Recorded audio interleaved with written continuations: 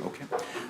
Good afternoon. My name is John Harris. I'm editor-in-chief of Politico in Washington, D.C., and also, as many of you here or Europeans know, we also have Politico.eu in addition to Politico.com. So increasingly, my publication thinks of itself as a not just a U.S. Editorial platform, but a global platform. And so it's really, we feel right at home here in Davos, and are very appreciative to the World Economic Forum for giving us an opportunity to engage an issue in this panel that I think is animating the politics of the United States, but animating the politics of many other countries on really every continent. So let me first briefly introduce our panelists. We've got the Prime Minister of Peru, Mercedes Arauz. Did I pronounce that right? Okay. Thank you so much for coming here, by the way, and making the effort with the problems with the earthquake in your country. That's really an extra effort that we're all of us very appreciative of. Over there is the Deputy Prime Minister of Belgium, home to Politico.eu in Brussels. This is Deputy Prime Minister Alexander De Croo. Thank you, sir.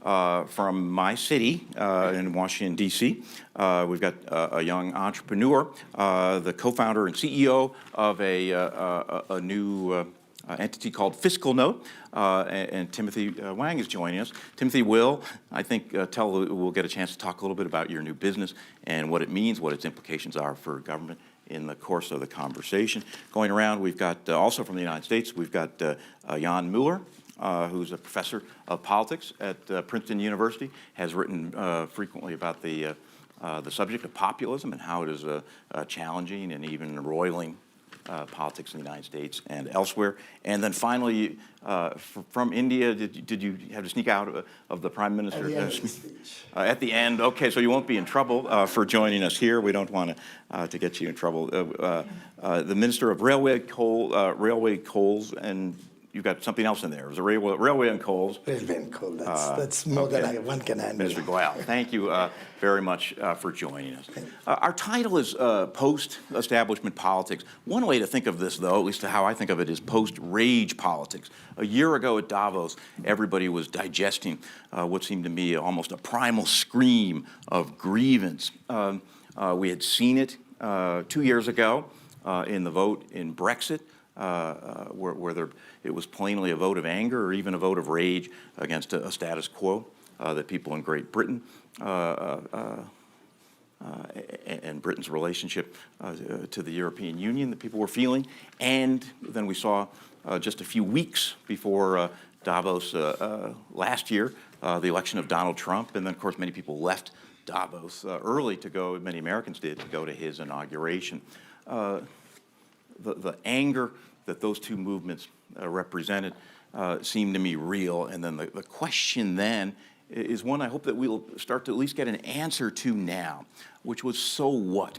What is the substantive remedy toward the grievances people were feeling?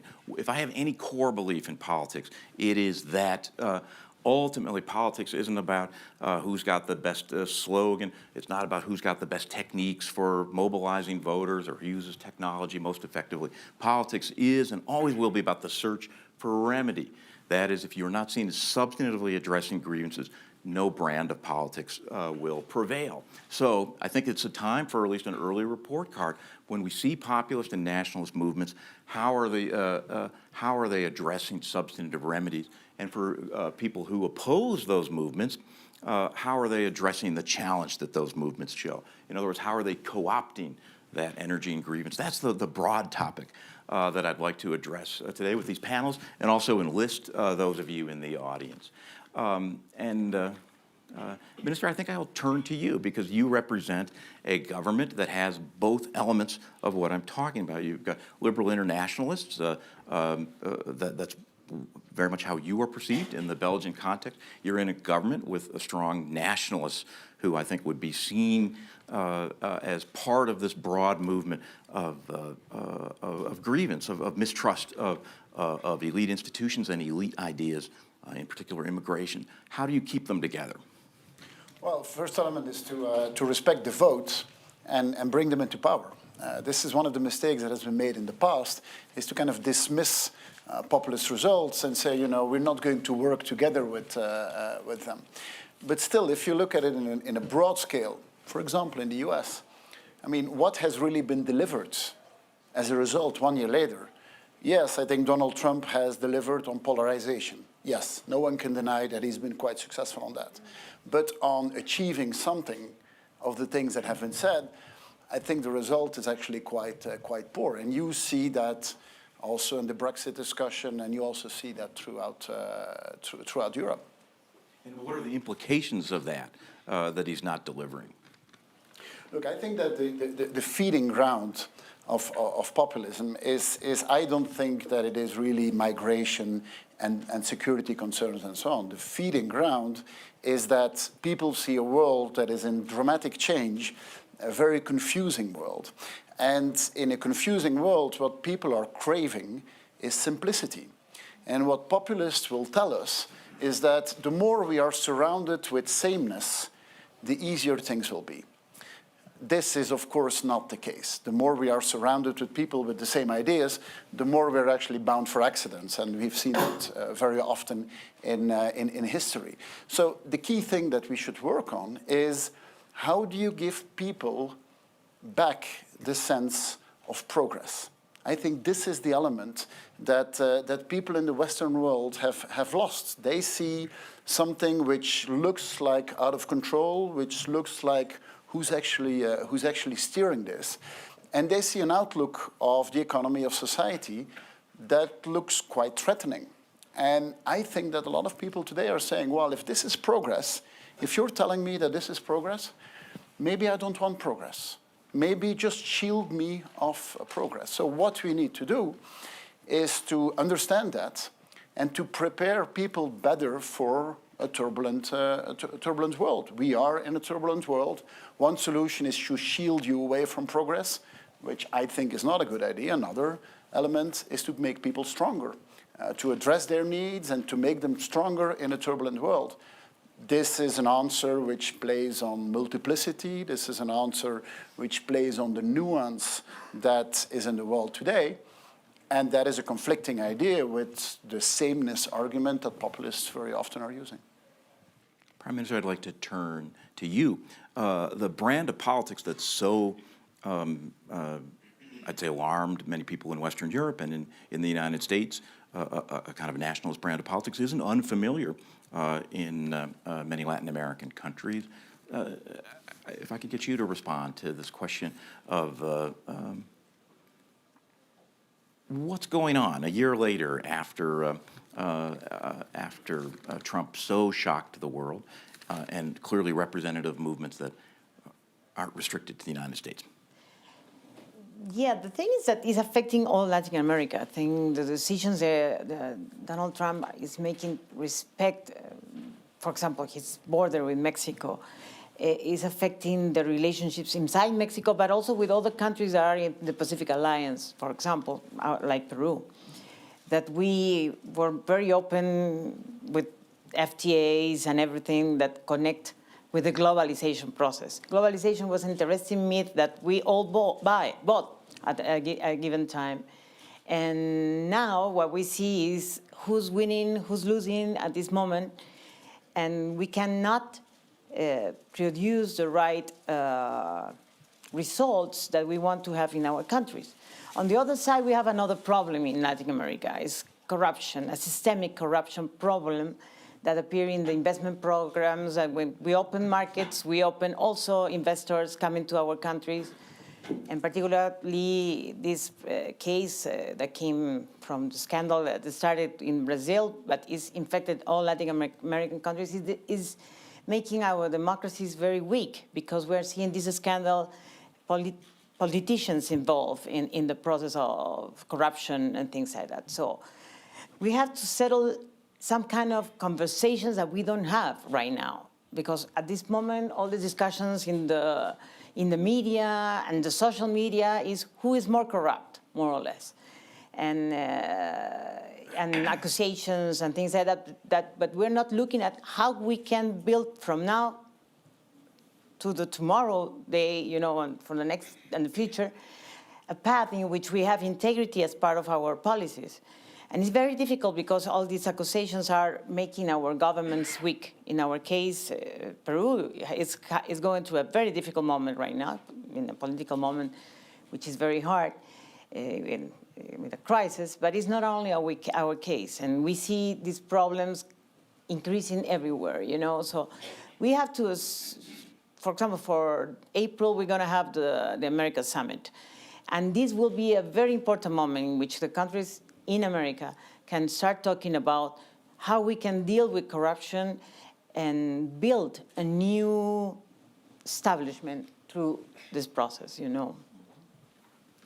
Minister, you come from a government that has a very sort of nationalist current to its politics, and at the same time, at least if I perceive it correctly, it is not rejectionist of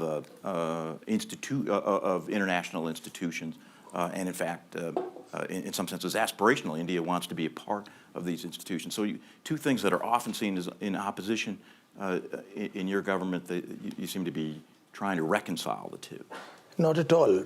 In fact, if you look at Indian history, traditionally, and I can go back 5,000 years, and today the Honorable Prime Minister spoke about it at the plenary, the traditional Indian culture has been very inclusive. It believes that the world is one family. In Sanskrit, it's called Vasudhaiva Kutumbakam. Traditionally, India always believed in an interconnected world. And the basic DNA of an Indian for centuries has been one where he believes that I should respect the rest of the world, and so should the rest of the world respect India. Of course, then we've had years and years of subjugation. The Mughals came in, the British came in. But post-independence, if you see the Indian history, it's been one where we have engaged very well with the rest of the world, initially in the non-aligned movement. After that, post-liberalization, the economy and politics have almost dovetailed. And as India opened up its economy, I think diplomacy centered around economics. And this government today, we've been in government for 3.5 years. It's a government that came in on the back of, as she rightly said, huge aspirations of the people against corruption, against the old order, the established order, against dynastic politics. And while a lot of the Western media, particularly in the United States, has used the word nationalist or Hindu right-wing, the reality is this is one government which has never, ever differentiated between regions or people. The essence of this government in Hindi is Sabka Saath, Sabka Vikas. We take everybody along, and we believe that development should be holistic for everybody. And in that sense, I think there's no contradiction in our huge outreach to the rest of the world. Prime Minister Modi today has become quite a bit of a popular leader when it comes to engaging with leaders in the G20, leaders in the UN. Almost on every fora. In Paris, during the COP21, he became a central figure around which the final agreement took place. And I think he genuinely believes that this kind of engagement with the rest of the world will be both good for India, and India will be able to also contribute to a better world in the future. Professor Mueller, if I heard the minister correctly, he was describing his government as believing fundamentally in pluralism. And if I understand your work, you think the essence of populism is that it's a rejection of pluralism in favor of groups that see themselves as sort of the chosen elements in society, and it's by definition rejectionist. First off, tell me if we've got the definitions right. And second off, tell me if that brand of politics, you could make the case that it was the story of 2016, but the story of 2017 was Trump not terribly popular in the United States, and governments that stand for the opposite, Macron's government and his election in France, a different brand of politics. So maybe has the wave crested? Allow me to make two points in response. So last year at this time, at Davos and pretty much everywhere else, the conventional wisdom was that there was now a virtually unstoppable wave or as Nigel Farage, for whom the image of the wave was apparently too puny, put it, a tsunami of populism that was going to wash away establishments everywhere. And I think that image was always in many ways misleading, because with all due respect, Nigel Farage didn't bring about Brexit all by himself. And Brexit was not necessarily a primal, i.e. irrational scream. There were plenty of establishment politicians, Boris Johnson, Michael Gove, many people who are now in the government, who said it's actually a rational proposition. In the US, Donald Trump didn't become elected as the leader of a grassroots, spontaneous movement of angry white male workers. He was the candidate of a very established party. And many establishment figures, from Gingrich to Giuliani, said, he is our candidate and you can in good conscience vote for him. And what we saw then, I think, is still true today. Nowhere in Western Europe or North America have right-wing populists come to power without the collaboration of established conservative elites. Where these conservatives have decided differently, example, the Austrian presidential election in 2016, these figures have not succeeded. So we shouldn't be like the rabbit and the snake, that we now think we have to just stare at the right-wing populists. We have to see the bigger picture, and we have to see these instances of collaboration. On the second point, yes, I think populists are not social democrats in disguise. They indeed always say, we, or in some cases I and only I, represent the real people or the silent majority. Trump says, I am your voice. Prime Minister Modi, if I understand it correctly, says, when I speak, the people's voice resonates within me. But the implication of that is that all other contenders for power are fundamentally illegitimate, and less obviously, that all those among the people themselves who don't agree with this symbolic construction of the real people can basically be excluded.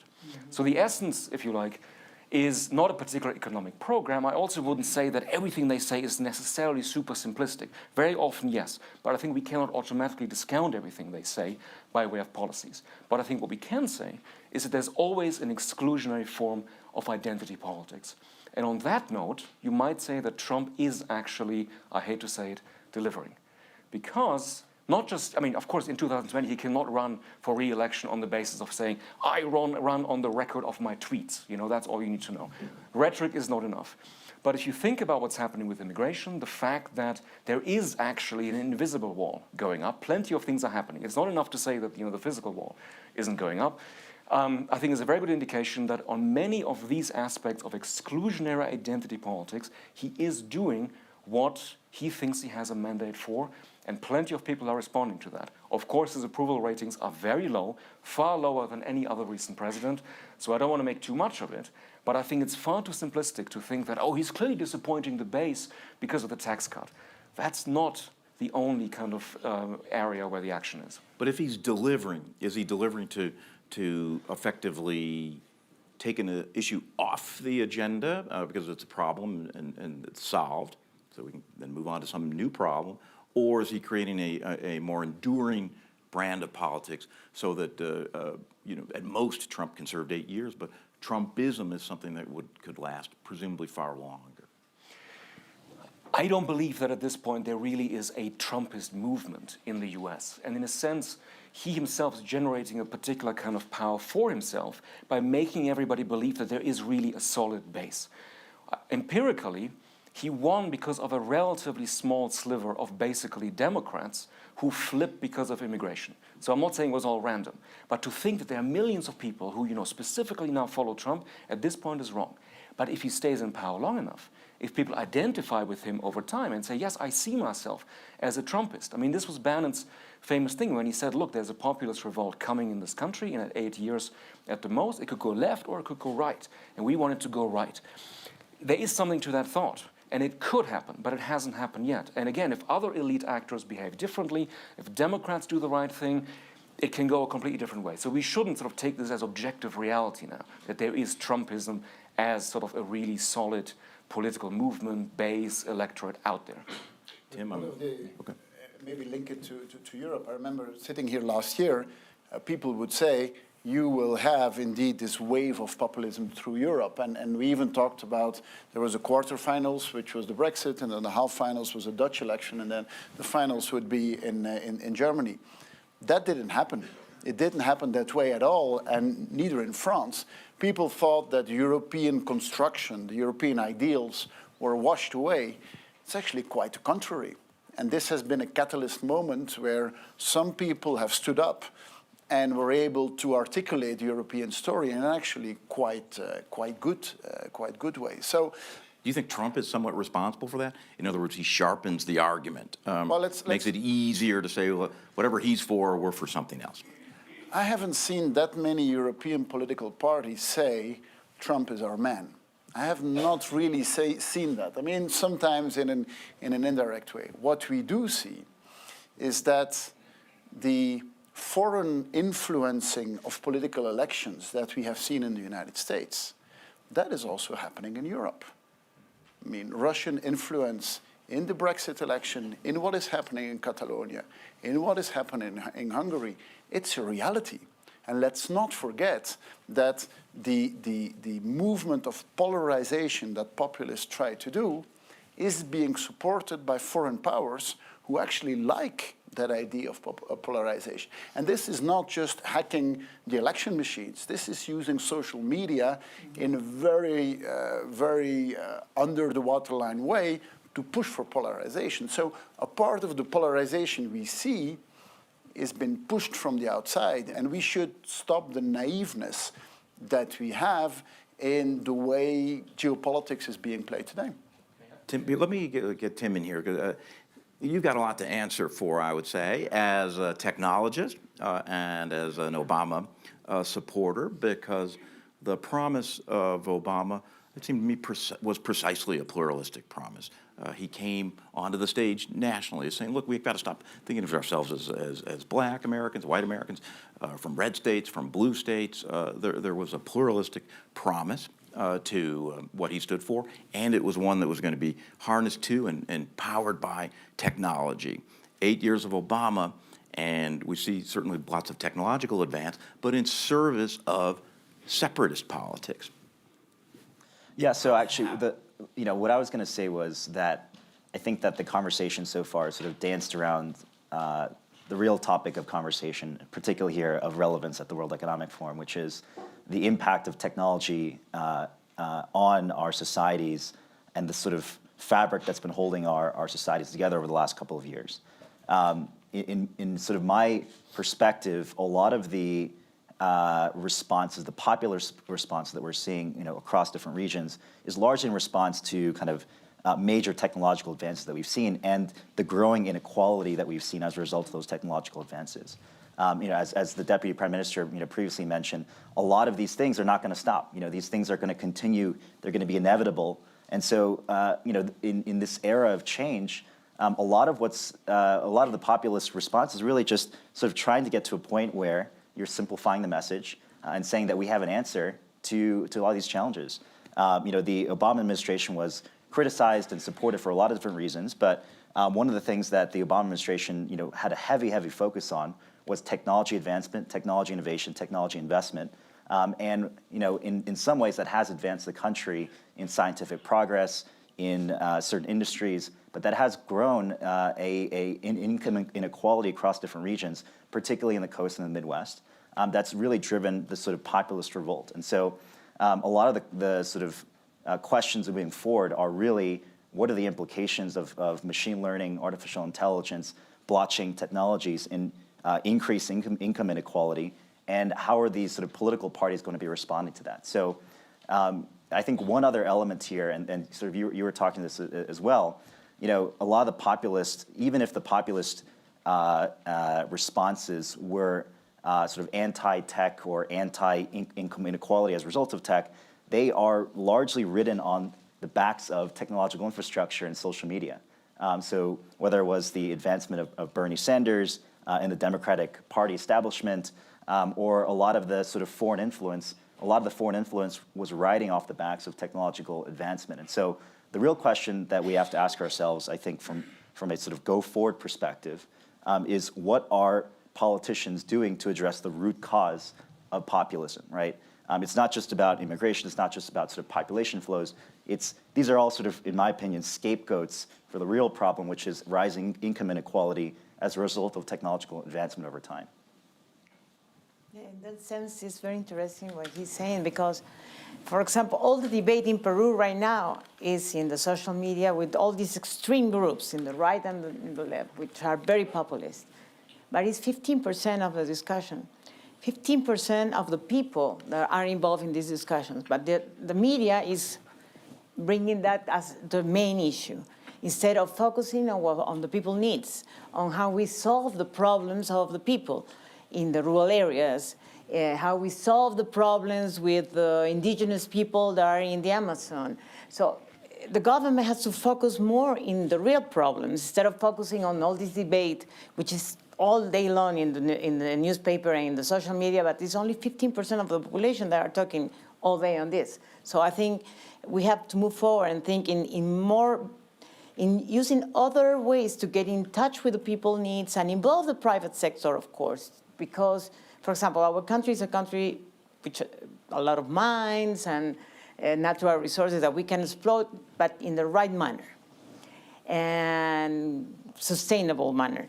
But the thing is that we have to be partners with them and with the people, in the local people. So we're working, for example, with programs that are trying to advance in bringing in advance in those areas in which we are going to exploit natural resources, schools, water supply, many of the basic needs that these people need. But so the thing is that the government usually sees in this contradiction. Usually the focus all day long is what is going on in the media and the social media, but the real problems are in other places in which we have to focus much more. If he is right, that suggests that we're dealing with a problem that's not going to be a near-term problem, but that's going to be deeply rooted in our politics for decades to come. Is he right? Well, I think he's raised a very valid point with the advent of technology, whether it's 3D manufacturing, it's artificial intelligence. The old economic order is in a state of churn. It's getting disrupted. What we in business would have otherwise called it's a volatile world, it's an uncertain world. It's a very complex situation that we are going through. And there's a lot of ambiguity about what's going to happen in the future. The youth are uncertain. There's a lot of uncertainty about personal security. Some religious groups have started taking center stage. Now, in this situation, because of this economic uncertainty, I think that impact is being felt on politics also. Brexit, in a way, was a result of that uncertainty. Is economic progress across the country, or is it centered around London and its thereabouts? In America, the American pride about whether America is now equally powerful and strong as it used to be, or have other countries taken over. So it was about getting the American pride back in, which probably helped Trump get the attention of the people. So in that sense, I think across the world, the youth today, in a 24/7 connected world, breaking news, Politico coming out with very, very new dimensions to what's happening across the world. Sometimes the news may not always be the whole truth also. It may be derived news. It may be implicit conjectures being made. And in this interconnected world, actions lead to immediate reactions. There's hardly any time to verify. Social media outreach has just gone beyond imagination. So whatever we are saying here, it could lead to a huge disconnect. Somewhere in the world, somebody may misunderstand a small statement made here and lead to chaos in some part of the world. And in this kind of a situation, I think political philosophies, the established political philosophies, are going to certainly see change. I want to ask a question to our panel, but as I do, I also want to urge you to, in the audience to get questions ready, because once we're done, I'd really like to enlist you in this, if we can. President Trump, I think there were some of us in Washington who thought that the responsibilities of the office and just the sheer power of it would cause him to modulate his style. And I think we now know the answer to that stylistically that's not true. If anything, he's sort of more defiant of conventions, the way presidents are typically supposed to carry themselves, than he was as a candidate. so stylistically, he hasn't trimmed his sails. What about substantively? I just want to briefly ask everybody, has he been more disruptive than you would have thought substantively, or more kind of deferential for lack of a better word, to sort of the burdens of the office and the kind of issues that are being presented to him? May I give a Yeah, more please. general answer? Yeah. So it's a widespread view, especially among liberals, that almost by definition, populists cannot govern, because all their policies are so simplistic that on day one, the policies are going to fail. Also, it's very often said that these are all by definition protest movements, and logically, once you're in government, you cannot keep protesting against yourself, or the office will moderate them. So the conclusion is always the problem will somehow solve itself. And I think this is deeply wrong. I think we have enough examples in our world of populists specifically governing as populists, which is to say, as leaders who fundamentally do not recognize the legitimacy of an opposition. I would even say there's a particular populist art of governing where you weaken independent institutions, be they courts or the free media, where you hijack the state, you capture the state for loyalists, all kinds of stuff. We've seen this in Turkey, in Hungary, in Poland. And I think Trump made lots of announcements which were pointing in that direction. Remember, so-called judges basically questioning the judiciary. The media is the enemy of the people. All this kind of stuff in rhetoric was very much along the lines of that populist playbook. So far, fortunately, there's been enough pushback for that not to become a reality. But in a sense, he certainly tried.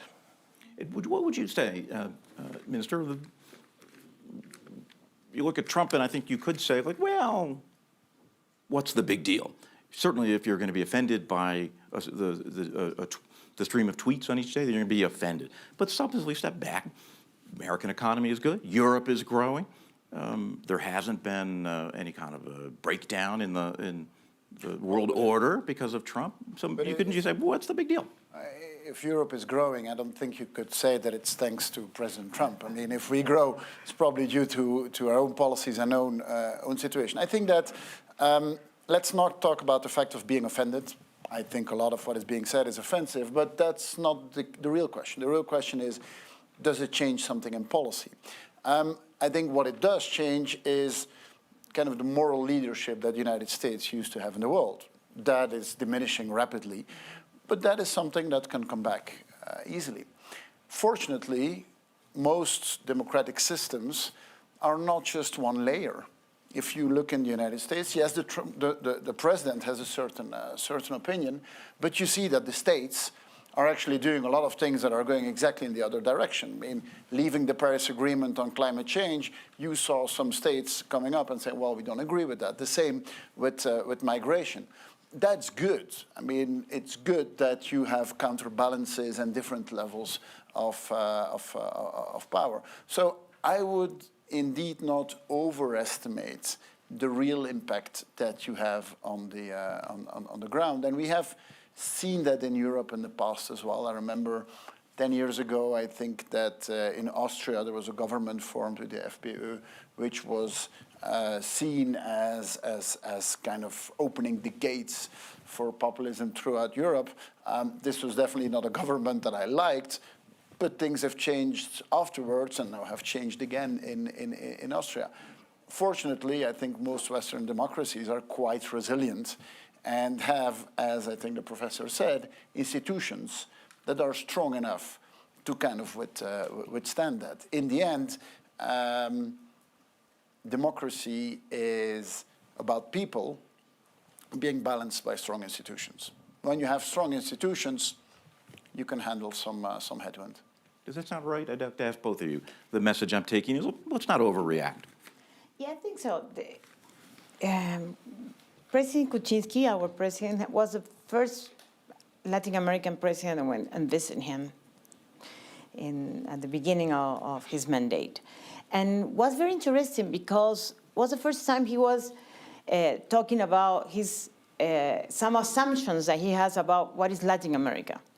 For him, Latin America was Mexico and apparently rapid growth of migration from Mexico, which was wrong because at that time was the reverse going on. Mexicans were coming back to Mexico. But one good thing was this first conversation. We said, okay, you are losing business with Latin America if you make this decision. You're going to lose the opportunity to get in touch with a lot of opportunities that the American businesses, by the way, we have, most of our countries have a negative trade balance with US. So why are you doing this? In a very simplistic way. I will present you all the business people from Latin America, and you will see what are the good opportunities that you will have. That was the first conversation. And then we are having these kind of conversations of issues of where is the damage of populism, for example, in Latin America, like in which we have a humanitarian needs, like in Venezuela. So he was focusing on the issues of Venezuela and saying, okay, that's not good, this dictatorship over there, and we have to help that country to move ahead in a democratic way. So if you go to him and get the opportunity to talk, I think President Kuczynski, Mr. Macri, and other presidents of Latin America showing him that there is an opportunity if he sees Latin America in another way. And so some of these post-truth that he has in his mind can be changed and can be developed in another way. Let's hear from you, and then let's hear from, just to catch my eye if you want to jump in. I personally think we are overstating the problem. He certainly will have an impact on the future of the American people, the way the American businesses will work. But for example, when it comes to, let's say, the Paris Accord, when 194 nations have decided to move forward, I know it's a powerful nation, I know it's a large nation, but I don't think we need to overstate or overhype one person's individual fancy. Also, it's a 4-year term. You never know what may happen. He may get re-elected for all you know if the economy does very well and the people feel he's given them the great dream, American dream. But I think irrespective when it comes to the challenges that the world is facing, be it terrorism, be it climate change, be it the economic disparities amongst people of the world. You have a set of people who are right up there and you have billions of people living in poverty. I think these are shared concerns of the whole world. These are concerns which are causing a lot of fracture in the world. After all this migration, the refugee problem, the religious problems we are facing in large parts of, some parts of Europe, some parts of Asia, Africa, all of these can be handled when the collective wisdom of the whole world tackles these issues. Forums like the World Economic Forum or platforms like this help the whole world engage and come up with I think, a possible agenda on which we can all counter the negativity of one person's backing out of WTO or backing out of Paris. Mm-hmm. Yes, sir. Could you identify yourself and then? I'm Francisco from Córdoba, Argentina. I'm a global shaper. Thank you. Hello. And as a Latin American, I wanted to ask to Minister Arauz, you speak about something about building a new establishment in Latin America, where you were speaking about corruption. Could you develop a little bit more about this idea and tell us which values do you think this new establishment should have? Thank you. Thank you. We believe in many countries in Latin America that we can move forward having free trade and having what was the famous Washington Consensus, but we have to move forward in terms of having issues about addressing the issues of inequality, for example. Yeah, welcome investment, but you have to address the issues of inequality in the areas in which you're going to invest. You have to address the issues of integrity, as I mentioned, because integrity is very important. We want investors to come, but please, we don't want bribes. We want to have people, and this is a thing in which is the relationship between politics and the private sector. The private sector cannot see economics aside of politics. We have to work all together. And I think we have to work in that direction. So integrity is one of the main issues. Inequality, addressing the inequality issues. Environmental issues also are very important. In Latin America, we have the big Amazon basin, and we have to take care of that. And we have people inside the Amazon basin, so we have to take care of the people inside. Just yesterday, the Pope was in Peru, and we were listening to him about these issues. So some of the ethics that we have in our region have to be addressed, and we have to make an agenda altogether in Latin America. I think it's not an issue of one country. I think it's our countries all together moving ahead. And talking with the extremes, because the polarization is there. So we have to talk with extremes and say, okay, we understand that you are legitimate concerns, and we have to address them. But don't think that we are bad people because we're not addressing all your concerns. We have to think that some are possible, some are not, and take times. I couldn't tell if you weren't. You are. Oh, okay. Let's go there, and then I want to end there. We got the next three. But in deference to maybe not that much time, let's be really sharp with our questions and really sharp with the answers. Really interesting debate, particularly about individuals. I wonder if it's time, and I'd like to know the panelists' thoughts about reforming the political institutions and the democratic process of representation. Isn't it anomalous that we're still using a 15th century technology, putting pieces of paper in a box every 4 years to represent a party? Not in India. Yes, I'm sure there are reforms and there are experimentations. What is the scope, if one of the ingredients of populism is that people feel they haven't been heard, for using smartphones and other technology to make our voice heard more often and more precisely on specific issues? I think that's got you written all over it, Mr. Wine. I think there are a lot of promising technologies out there, and a lot of folks are experimenting with different capabilities around the world. One of the things that we've been observing at our company very, very closely is the rise of sort of these digital platforms for political parties to create policy platforms from the people, of the people, and written by the people. We've seen this in Italy, we've seen this in Australia, very limited cases. It's very difficult to say where the direction of those technologies are headed in the future. One of the other technologies that we're very, very closely monitoring, of course, is blockchain. Because one of the biggest problems, particularly in developing countries, is this concept of identity verification in voting procedures and processes. I think there are some very promising technologies that are on the horizon. It's just a matter of how technologically capable a lot of these governments are in terms of implementing some of these new technologies and being able to sort of stand by them over time through the glitches and the challenges that will inevitably come from implementing them, in their institutions. If you allow me just a second. Yeah, sure. The only thing with technology that scares me is, well, a lot of people are outside the technology area, so we have to be very careful. And on the other side, in the social media, what you have is that you reinforce your myths with the people that are like you. And then you don't hear the other voices. And then your decisions can be polarized because you don't have the way to see other views when you are in that social media. So it's important that we have the opportunity to see each other and see that we are not the only one observer, that we are different observers of the world, and we can bring to that the possibilities. So I think there are other places in which we can move forward. Just really rapidly, because of course we're all blaming often social media and fake news and so on.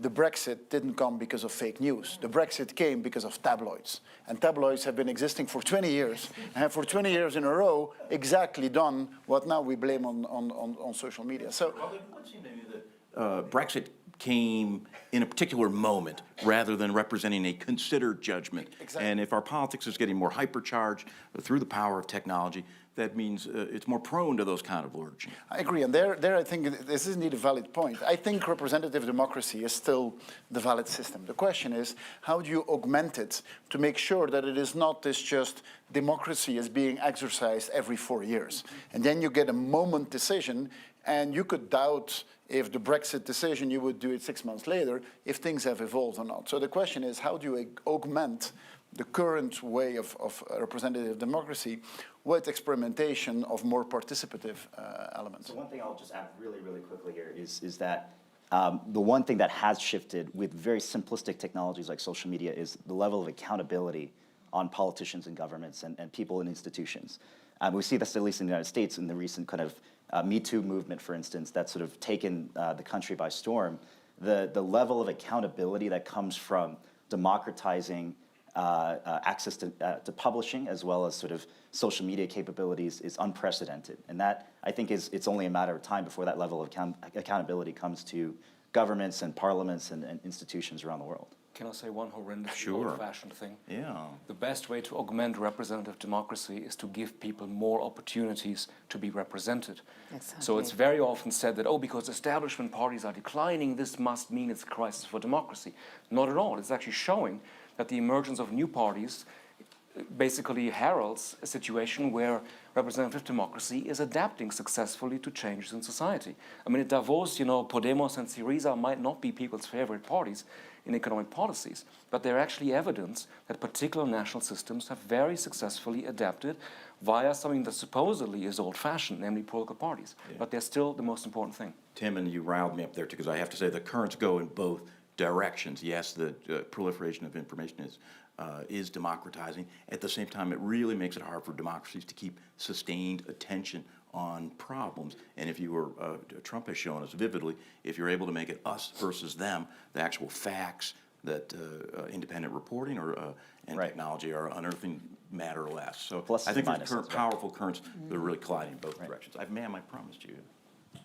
Thank you. Tricia Borgrup, I'm a writer, columnist. My worry about Trump is that in the last year what's happened is people have been getting used to the new normal and finding silver linings to what he's done. He's motivated arguably some countries to come forward and find themselves in a more legitimate role. My problem is that when we talk about the coalition between, let's say, economics and politics, this transactional politics that we live in now through America, which is this sort of amoral ground, is really feeding into the minister's comment about how do we make people feel that they have progress in their life, how they're progressing. And at the moment, transactional politics, what it does is it makes it win or lose. So those people either want to win or they want to lose, but they've got completely distracted by identity politics and feeling that they are winning when ultimately they're all being undermined. And that's the problem with transactional politics as such. I didn't have a question. Sorry. Do you agree? It sounds bad. But then maybe just quickly, not everyone is moving in that direction. We talked about moral leadership. What we see is that a certain of that black hole being created is being filled in by the European Union. And we're not doing that perfectly yet, but you see that there is an opportunity to make this multipolar world function today. We used to have this idea that the United States would be leading and everyone would be We're following. dancing around the question, but you're getting close to it, right? Lots of other countries like the retreat of America under Trump because it gives them an opportunity to advance. Exactly, yeah, and it shows that we are today in a multipolar world where globalization is finally delivering on its promise. Basically, that it's not a one-way street where the Western world is producing something and the rest of the world needs to consume it. Today, it's being produced all over the world based on the necessities of this very ambiguous, very elaborate world. It goes directly against the story of the populists looking for sameness, but reality has gone forward. Yes, sir. Michael Hjalmar from Denmark. I was just wondering, Jan Werner Müller, it was like you claimed a victory over European populism and maybe also nationalism, that the wave was not that bad as it could see.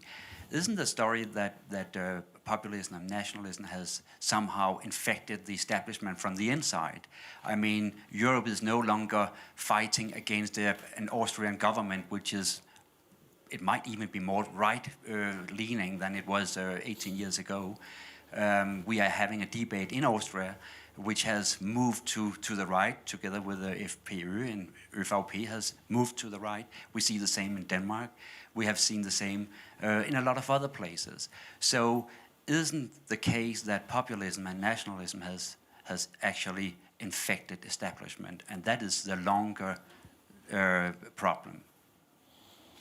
For better or for worse, academics don't decree how people should use language. But in an ideal world, I would say, get rid of the image of the wave altogether. Whether it's advancing or misleading, it's both not helpful to understand the world. Yes, we all want to grasp the big trend. But if you think back to the moment when exactly victory was declared and all of a sudden newspapers were full of accounts of this supposedly post-populist moment, March 16th, 2017, the day after the Dutch elections, yes, our official populist Geert Wilders didn't win, as people then put it. But you recall that our supposedly responsible, mainstream, liberal, pro-European Prime Minister Mark Rutte was putting ads in Dutch newspapers saying behave normally or leave the country. Doesn't quite make him a populist in my sense. He doesn't say only I represent the real Dutch people. But with all due respect, it's not the job of the Dutch Prime Minister, to define Dutch cultural normality. So I completely agree with what you're saying. We should get away from this simplistic notion of, oh, it's victory or defeat, or with every election we always simply ask, is populism up or down? No, they can win when they lose in a certain kind of way. And as you, in a sense, were implying in your question, in plenty of countries, in this case, the political spectrum has moved significantly to the right in a way that, in a sense, in retrospect, I think people are waking up to saying it was never really comprehensively democratically authorized, because we didn't think we were voting for extremist or populist parties. We thought we were voting for mainstream parties. So this kind of opportunistic concession to populism in terms of policy has real long-term consequences. So long story short, no, I'm not declaring victory. We should all remain very anxious. I think we are missing one point in this whole conversation. We are forgetting that the people are smart. People know what's good for them. And when they go out there to vote, there could be a small set of people who may be misguided occasionally. But by and large, my own sense is, and after 30, 35 years of public life, I can clearly see that people know what's good for them. They know what's bad for them, against which they're voting if it's an anti-incumbency vote. And we in India, for example, have an election every 3 or 4 or 6 months. Some state within the union is getting its assembly or its local body elections. The national election takes place every 5 years. Then there are very local body elections at the village level or at the small town level. And it gives people a chance to reiterate their thoughts, their demands, and also in some sense to give a leg up to what's happening in the country. So in that sense, I think in this whole conversation, while it's very easy for all of us to pontificate about what happened was right or wrong, we are forgetting that it's the might of the people and the right of the people to choose what they want to do. If you allow me, is people believe in the political promises. But if you fail to deliver, they will ask you to go out because they need you to deliver. So they are always if you do the commitment, you have to do the commitment and work on it. Go in action and go with them, or renegotiate. But the problem is that sometimes governments forget the promise and forget the possibilities of renegotiation with the people, because this is part of the process of having a democracy. This is participative and is also representative, but you have to do it with them. Otherwise, it's very hard. We have that problem many times in our promises when we go to conflicting areas inside the country. Sometimes we go, we have a promise, but then we sign the agreement and then we forgot what we're going on there. This is very hard. You have to go there and deliver. It's very important. Okay, a couple right here. So, sir, and then ma'am. Or either way, we can do reverse. You, and then we'll. Thank you. My name is Sausan. I'm Palestinian from Israel, and I'm a human rights lawyer. I would like to go back to the issue of populism to Mr. Muller, and maybe just go back to history to the 1930s, to Germany and Italy. And when you mentioned that populism was created within or by the establishment and because of the establishment, it was also back then the same, because the Nazi Party won basically the election in democratic elections. But then it was talked about Nazism and fascism also in Italy, and now we're talking about it as populism. So is there a need maybe to redefine populism or to talk about it in another way, or basically talk about fascism on what's going on now? Because this was how it was described in the 1930s, 40s, and so on. So 2 quick points in response to an obviously very important but also very complex question. So if you find anything worthwhile in my approach, then yes, on one level it's true that fascism was also a form of populism, because undoubtedly Hitler and Mussolini said, we are the only legitimate representatives of the German and Italian people. But it doesn't follow that all populists are fascists. At least in my understanding, fascism is also about racism, is also about a cult of violence. A life of violent conflict is the best possible human life. Populists today don't have to say that, and most of them certainly don't say that. So I think we're not doing ourselves a favor in terms of honing our political judgment, which is about seeing distinctions, if we throw everything together. Because also it makes it very easy for populists then to come back and say, you're telling me that, Hungary today, or India for that matter, or even the United States, it's like fascism? No. I mean, where are the massive human rights violations? Turkey is a different question at this point, clearly. But in that sense, I think we're actually making it easier if we kind of overreach in terms of our comparisons. Having said that, because you said, they came to power democratically, well, not entirely. I mean, Mussolini didn't march on Rome, he came by sleeper car because he had been invited by the king and many conservative elites to serve. And Hitler also, in the end, in 1933, needed the support of very established conservative elites. I'm not sitting here to demonize conservatives, but we shouldn't underestimate that it was basically their role that ultimately proved decisive in getting them in. So that's why also today we shouldn't always just look at these, extremists and so on, but also look at other people. I mean, Viktor Orban in Hungary could not be doing what he's doing without the tacit consent of supposedly mainstream European Christian Democrats. And they complain about Poland because the Polish government is not in their party family and they keep quiet on Orban. That's the kind of thing that needs to be pointed out. And you can make that very strong claim without having to reach for fascism as a word. We've got, I think, literally maybe like 1 minute more. So let's hear this, and then maybe I'll give it an opportunity for our panel so we can go around with one just quick final observation summing up. Thank you. My name is Omer. I'm a global shaper from Canada. So I just want to touch upon that point of the voter base being smart. So in light of recent events like Brexit, you'll notice after Brexit, the most commonly searched term on Google was, what is the EU? And John, you said politics is about the search for remedies. So to me, that means evidence-based policy. And I'm not entirely convinced that the average voter knows what the research is and can make an evidence-based decision on policy. So I just want to open it up to the rest of the panelists to ask, how do you bridge that gap between what should be done and what the voters want you to do? That's a great final question because it allows everybody to quickly go around the table. And I guess just to give if panelists are looking to collect their thoughts, I'll just respond to that with my last word and then we'll go this way, which is I think voters are smart long-term, not necessarily short-term.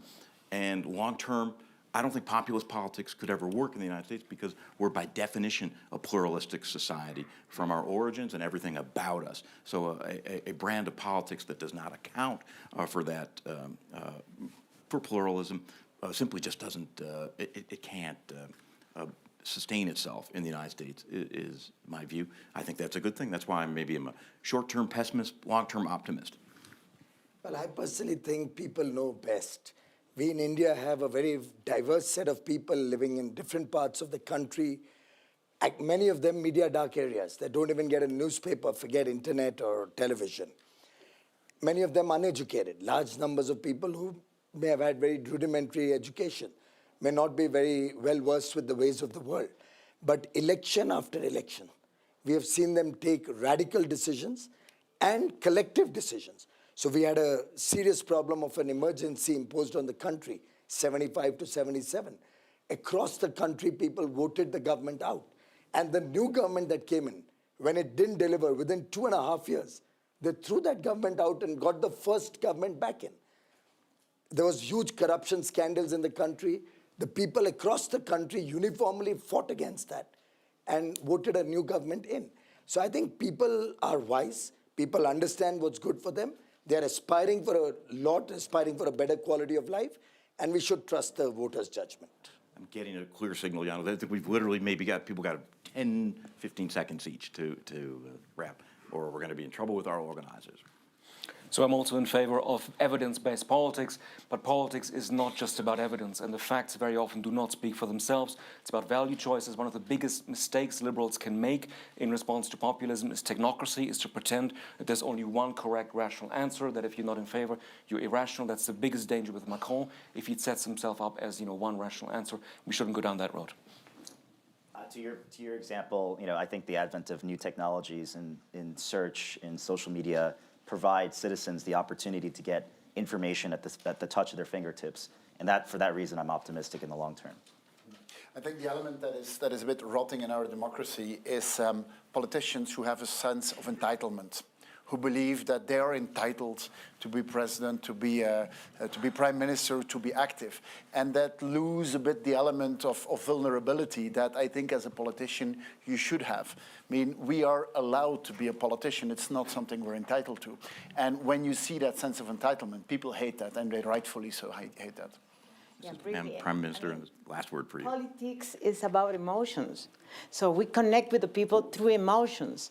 So when I was running for vice president, I was connecting with the people about the emotions they need to fulfill and the needs they have. So our role as politicians is convincing them that probably our idea of our ideal world is good, and collect also their emotions and what they need to, so we can fulfill their needs and satisfy them. To our panelists and the audience and the World Economic Forum, thank you.